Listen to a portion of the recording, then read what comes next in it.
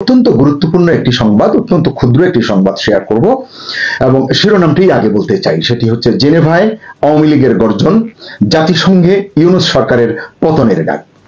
দর্শক, প্রফেসর ইউনূস জাতিসংঘের ৮০তম অধিবেশনে অংশ নিয়ে দেশে ফিরে এসেছেন, কিন্তু এই দেশে ফিরে আসতে না আসতেই এমন একটি খবর মিলল। কি খবর? বাংলাদেশ আওয়ামী লীগের বেশ কিছু নেতা, গুরুত্বপূর্ণ ব্যক্তিবর্গ এবং কয়েকটি আন্তর্জাতিক এবং আঞ্চলিক মানবাধিকার সংগঠন সকলে মিলে জেনেভার রাস্তায় ইউনূস সরকার বিরোধী স্লোগান তুলেছে।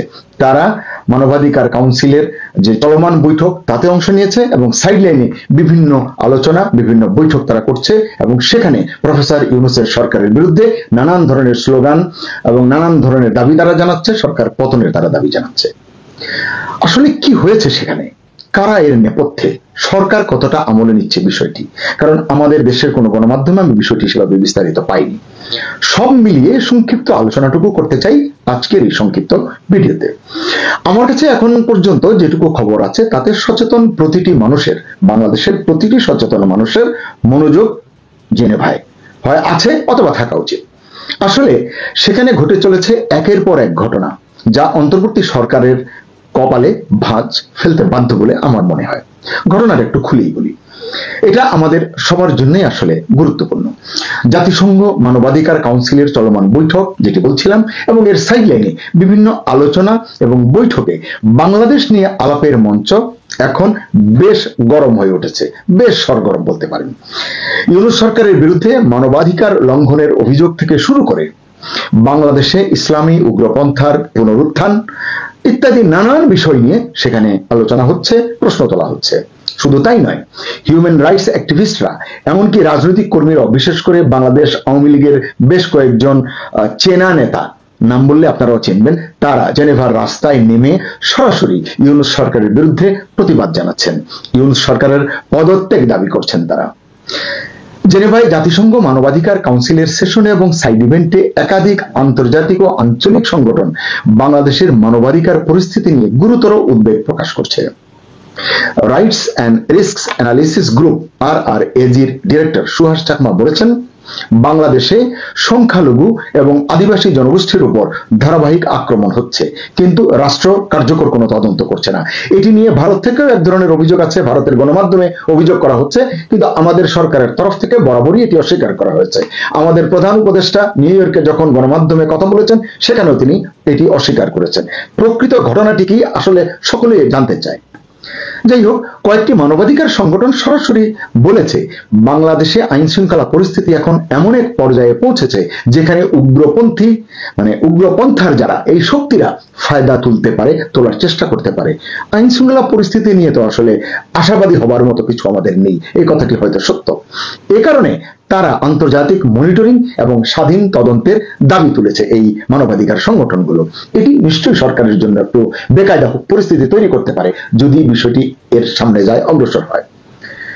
বাংলাদেশের মানবাধিকার পরিস্থিতি নিয়ে আন্তর্জাতিক ও আঞ্চলিক সংগঠনগুলোর প্রধান প্রধান অভিযোগগুলো কি আমরা যদি একটু দেখি ছোট করে, তারা কি বলছে?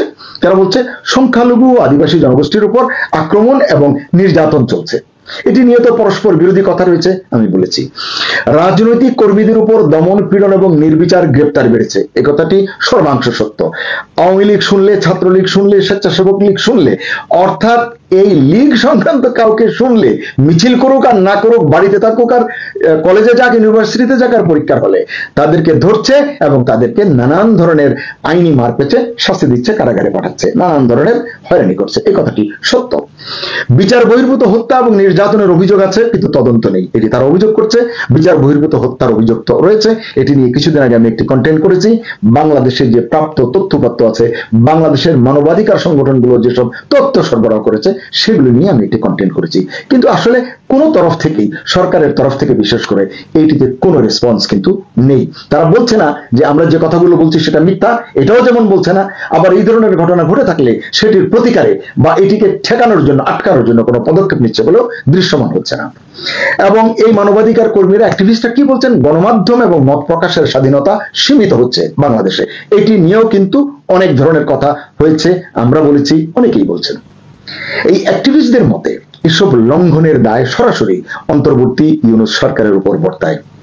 এক হিসাবে তো এটি ঠিক কথা, কারণ সরকারে রয়েছে প্রফেসর ইউনূসের সরকার, তারা যদি এটি নিয়ন্ত্রণে না আনে কে আনবে, এই কারণে দায় তাদের উপর বর্তাচ্ছে, এটি তারা বলছে।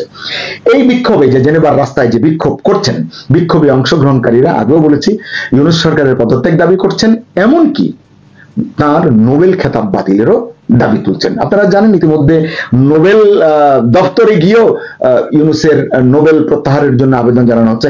এটি চলবে, রাজনীতিতে এই ঘটনাগুলো ঘটে থাকে। আওয়ামী লীগ এখন নিজেদেরকে ভিক্টিমের জায়গায় রেখে তারা তাদের মতো করে কাজ করছে, সরকার সরকারের জায়গা থেকে কথা বলছে এবং কাজ করছে।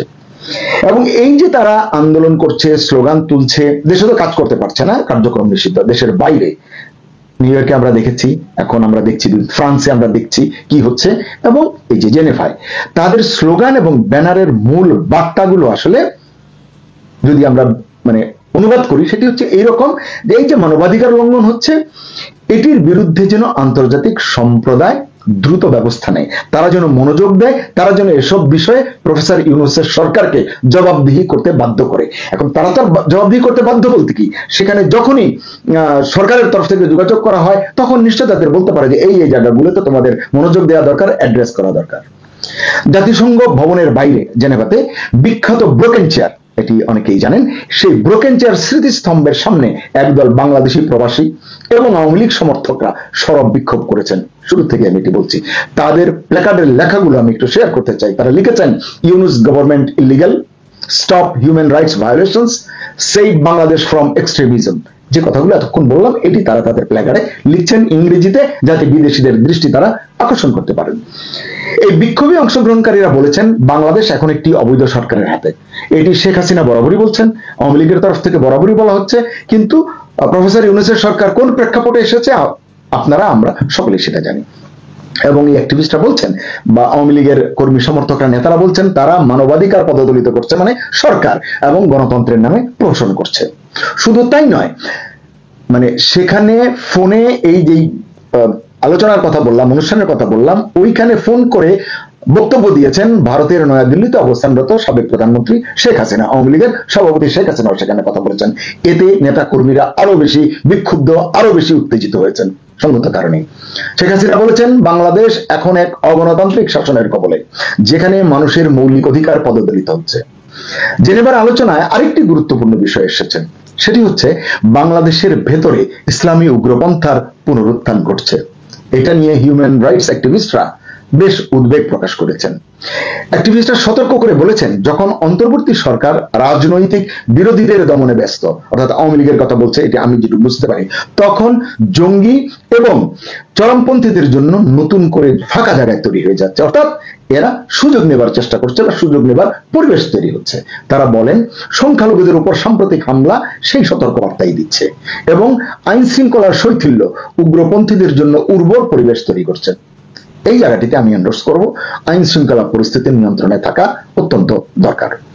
এক বক্তা সেখানে বলেছেন, যদি অব্যাহত দমননীতি এবং আইনের অপব্যবহার চলতে থাকে তবে বাংলাদেশ আবারও জঙ্গিবাদের হটস্পট হয়ে উঠতে পারে, এটি তার আশঙ্কার কথা। এই বক্তব্যগুলো এইখানেই আশঙ্কার বিষয়, বক্তব্যগুলো আন্তর্জাতিক মিডিয়াতেও জায়গা পেয়েছে এবং পাচ্ছে, কারণ বাংলাদেশের স্থিতিশীলতা দক্ষিণ এশিয়ার আঞ্চলিক নিরাপত্তার সঙ্গে জড়িত। আমি এই তথ্যগুলো একটি আন্তর্জাতিক মিডিয়া থেকে সংগ্রহ করেছি, তার যেটুকু সহজ বাংলা করা যায় তার ভিত্তিতে আমি কথাটি বলছি। অর্থাৎ সব মিলিয়ে জেনেভার এই আলোচনা এবং প্রতিবাদ স্পষ্ট করে দিচ্ছে বাংলাদেশের অন্তর্বর্তীকালীন সরকার ক্রমশ আন্তর্জাতিক মহলের চাপের মুখে পড়তে যাচ্ছে। এটি আশঙ্কার জায়গা থেকে আমরা বলতে পারি, কারণ মানবাধিকার, গণতন্ত্র এবং নিরাপত্তা এই তিনটি ইস্যুই এখন আলোচনার কেন্দ্রে। প্রশ্ন হলো, ইউনূস সরকার কি এসব সমালোচনায় কর্ণপাত করবে নাকি তারা আরো কঠোর পথে হাঁটবে?